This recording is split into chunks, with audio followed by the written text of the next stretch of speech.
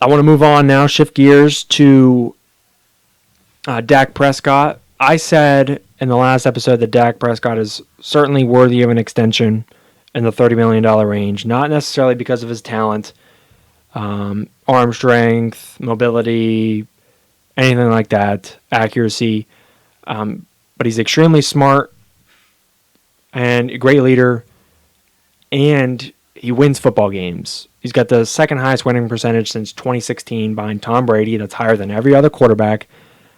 And to me, you have to pay a quarterback because of that. If he's winning football games for you, regardless of how talented the team is around him, the quarterback's position is the most important position on the field.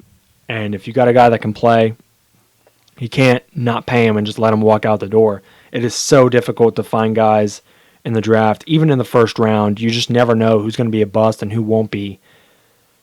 You got to pay the man. Now, Dak Prescott, on the other hand, he obviously feels like he's worth more than $30 million because Carson Wentz got $32 million from the Eagles, and he feels like he's better than Carson Wentz. He's certainly put together better seasons, not necessarily statistically, but just win percentage-wise, 2 division crowns in 3 years. Certainly a lot more durable, is available more often than Carson Wentz is. He feels like he's the better player.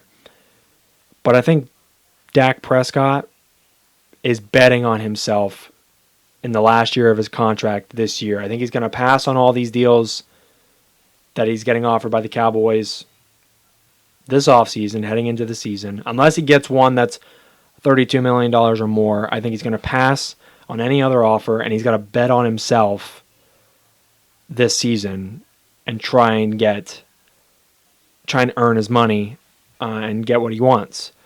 If you remember, Joe Flacco did a similar thing years ago, of course, when he was in his prime and the Ravens were a well-structured team, had a great defense, and Joe Flacco won that Super Bowl. But the year prior, Joe Flacco was heading into a contract year, bet on himself. They ended up winning a Super Bowl, and he got that big contract that he wanted. But you got to take into account that Joe Flacco had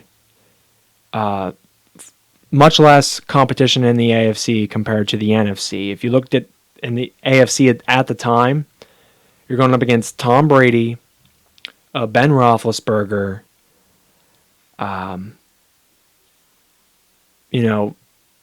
Phillip Rivers to a degree. Phillip Rivers was really good then. He's still really good. And then an older Peyton Manning. So really, you're just going through 4 quarterbacks in the AFC, one in your own division, but there's just far less competition.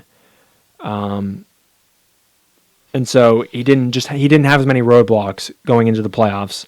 Plus, he had a great defense behind him. He wasn't a stat stuffer, very similar to Dak, and as far as statistic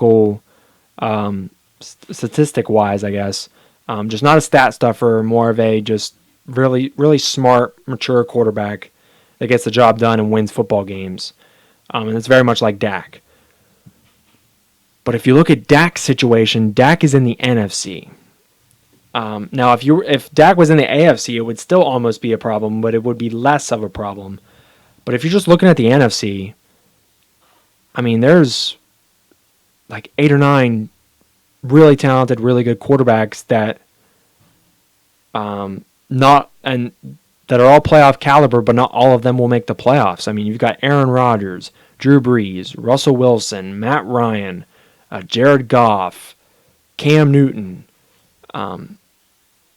Kirk Cousins is solid.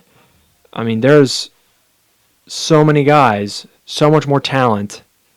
Carson Wentz is another guy that I forgot to mention. Like, there's just so much talent, quarterback-wise, in the NFC. And not all of those guys are going to make the playoffs. At least two or three of those guys that I mentioned are not going to make the playoffs. And so Dak Prescott is right in the thick of that. And to bet on yourself in that situation, it's tough. Now, I think the Cowboys have one of the best rosters going into this NFL season. I think it's the Chargers, The Cowboys, the Eagles, and probably the Rams, who have the best rosters in the NFL going into this season. And so that obviously helps when you have a great team around you. But when you just look at the other quarterback talent and what you have to go through, I know Dak Prescott wins a lot of games. His team wins a lot of games. But I don't know. It's just gonna be tough because with how good these NFC teams are, they may only be a wild card team at best. They may win their division, but they may only be a wild card team, and they may win a wild card game, but they may not get further than that. And the Eagles are going to be better this year. If Carson Wentz stays healthy, they're going to be formidable. And the Eagles have proven before, albeit without Carson Wentz, they've proven that they can make deep playoff runs. I don't know. It's just really tough, and I just don't know if this is the right move for Dak Prescott to bet on himself, knowing he's not a statistical beast. He's not a stat stuffer. He's not a Patrick Mahomes, 5,000 yards, 50 touchdowns MVP.